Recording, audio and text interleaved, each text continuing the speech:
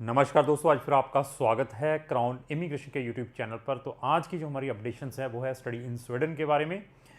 Study in Sweden के बारे में हम डिस्कस करेंगे जो सितंबर इनटेक करंट इनटेक है जो 2021 का जो चल रहा है उसकी क्या अपडेशंस हैं, और जो आने वाला इनटेक है उनका स्प्रिंग का जिसको हम जनवरी 2022 का इनटेक कहते हैं उसकी क्या डेडलाइंस है, उसमें क्या अपडेशंस हैं, और इनका जो सितंबर जो मेजर इनटेक है 2022 में जो ओपन होना है उनकी जो पोर्टल है कब से ओपन हो जाएंगे उसके बारे में हमारी डिस्कशन रहेगी।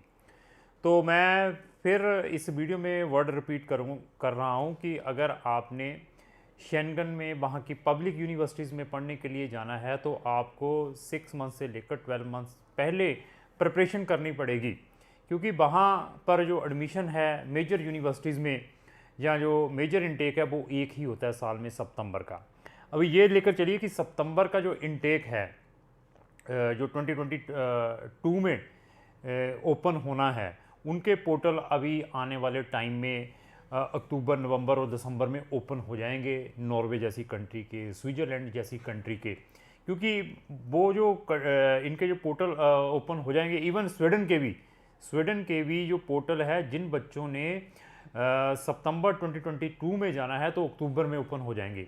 तो अगर आपकी डेस्टिनेशन इन स्कैंडिनेवियन कंट्री की है या स्विट्ज़रलैंड की है या अनदर और भी मेरे पास 5-7 कंट्रीज़ हैं जिनका एक ही मेजर इनटेक होता है, तो आप अपनी स्पाउस के साथ जाना चाहते हैं या वहाँ की पब्लिक यूनिवर्सिटीज़ में पढ़ने के लिए जाना चाहते हैं या वहाँ के में कोई फ्री स्टडी देख रहे हैं, जैसे नॉर्वे फ्री स्टडी प्रोवाइड करता है, तो आज से ही अपनी आप प्रिपरेशन स्टार्ट कर दें।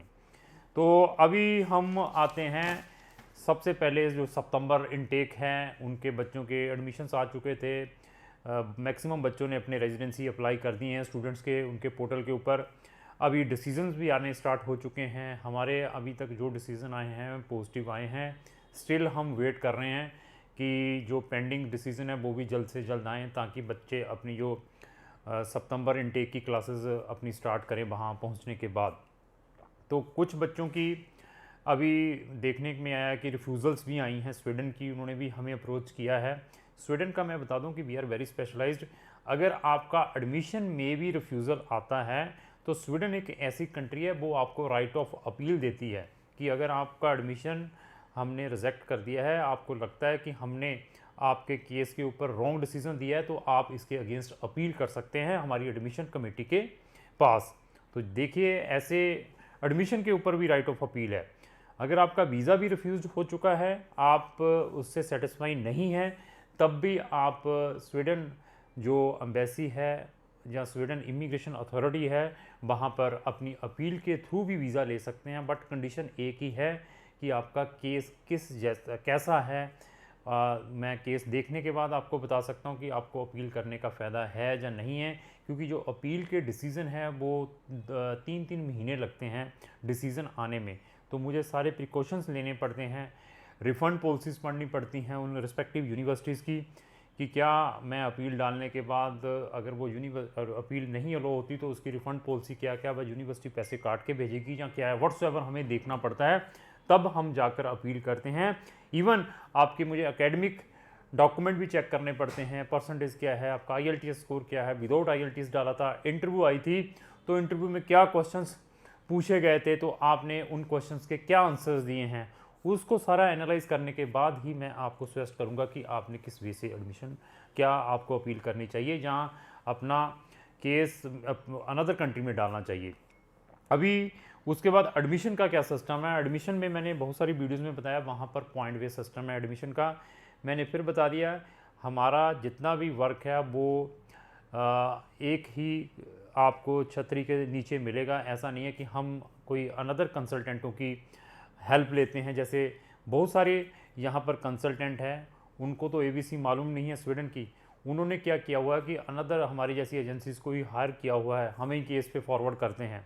तो अगर आप किसी भी नॉट इन स्वीडन किसी भी शेंगन कंट्री से रिलेटेड कोई भी क्वेरी है तो आप मुझे बताएं। कोई भी प्रॉब्लम है, एडमिशन नहीं आ पा रहा है, जहां आप चाहते हैं कि वहां से रिफ्यूज़ हो चुके हैं चाहे शेंगन या किसी भी कंट्री से, तो आप चाहते हैं कि आपका वहाँ से 99% वीज़ा आए, कौन सी ऐसी कंट्री है उसको भी हम सजेस्ट कर सकते हैं। वहाँ पे पॉइंट बेस सिस्टम है आपके एडमिशन का। एडमिशन का पॉइंट बेस सिस्टम क्या है कि they are giving the points कहाँ कैसे देते हैं आपके, वो फर्स्टली एकेडमिक प्रोफाइल चेक करते हैं कि आपकी एकेडमिक परसेंटेज कैसी है, उसके पॉइंट्स मिलते हैं।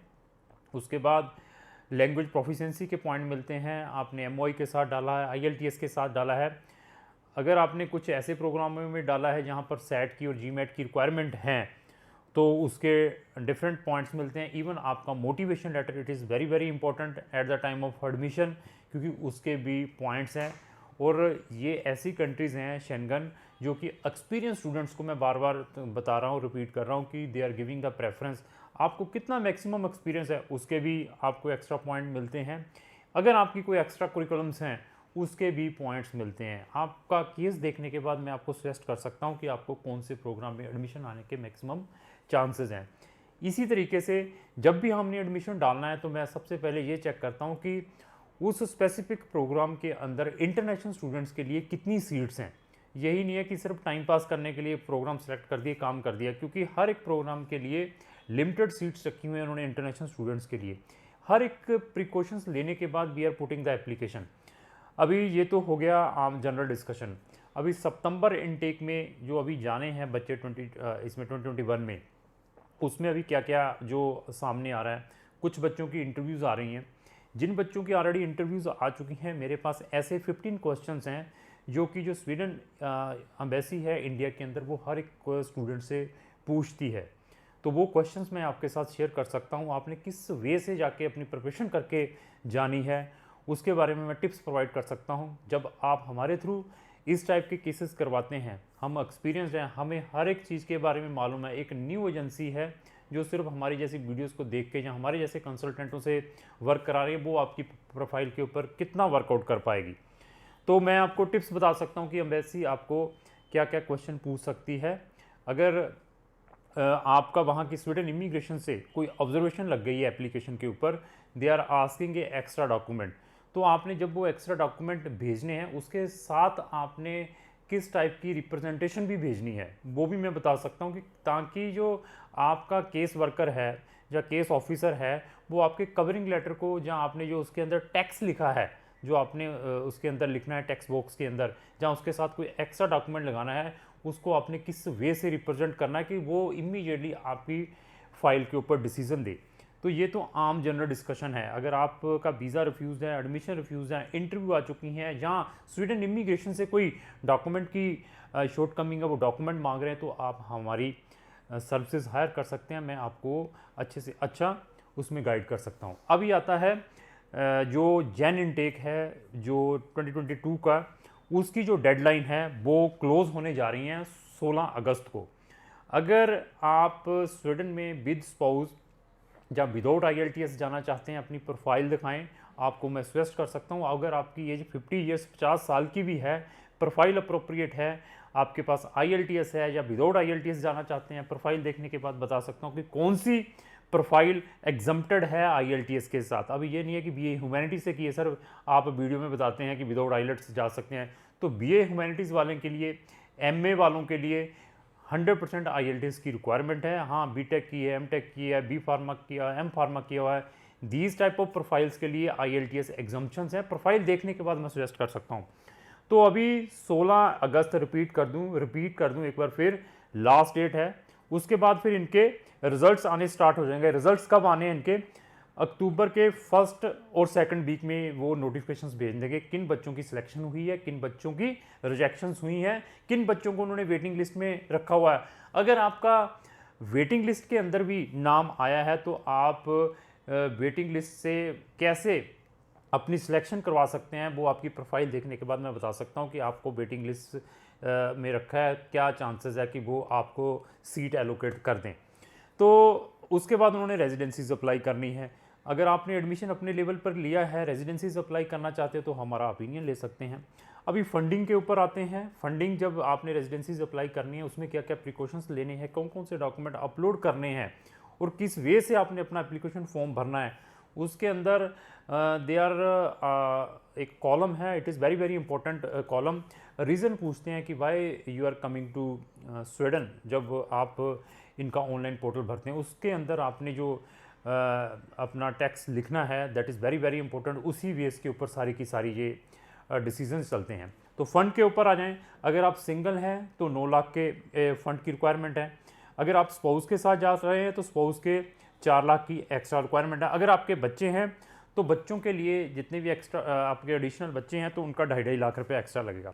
अगर आप ऑलरेडी स्वीडन में पहुंच चुके हैं, स्वीडन में ऑलरेडी पहुंच चुके हैं, अपनी स्पाउस को बुलाना है, अपने पेरेंट्स को बुलाना है, अपने बच्चों को बुलाना है, तब भी क्राउन इमिग्रेशन आपकी हेल्प कर सकती है। क्या आपका वो कंसल्टेंट हेल्प कर पाएगा? इवन स्वीडन में पहुंचने के बाद क्या आपका जिस कंसल्टेंट के थ्रू स्वीडन का वीज़ा अप्लाई कर रहे हैं, क्या वो आपको अनदर शेंगन कंट्री की सर्विसेज प्रोवाइड कर सकता है?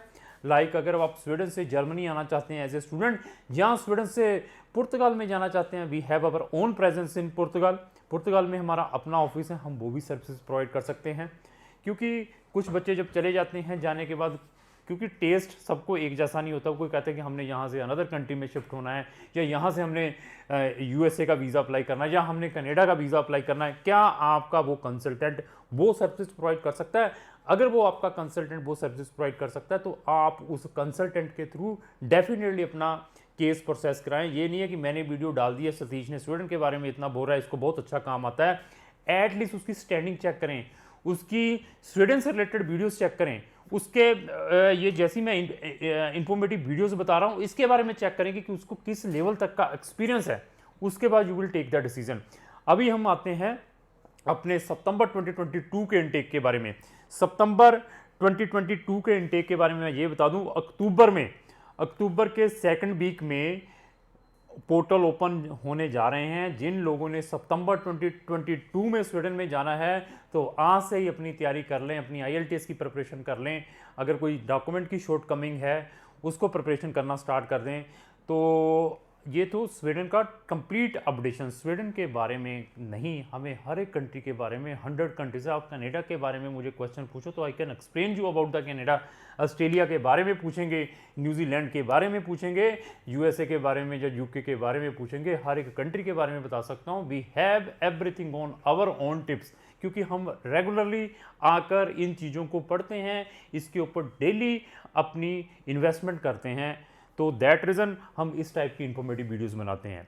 तो कुछ लोग हमारी वीडियोस के ऊपर प्रेज भी करते हैं, कुछ लोग क्रिटिसाइज़ भी करते हैं, क्योंकि क्रिटिसाइज़ एवरीवेयर है, क्योंकि हर एक चीज़ इक्वल नहीं होती। बार बार बताता हूँ, 100 लोगों को मैं सेटिस्फाई नहीं करवा सकता, क्योंकि कुछ लाइक करते हैं, कुछ डिसलाइक भी करते हैं। जो डिसलाइक करते हैं उनको मैं ज़्यादा प्रेज करता हूँ।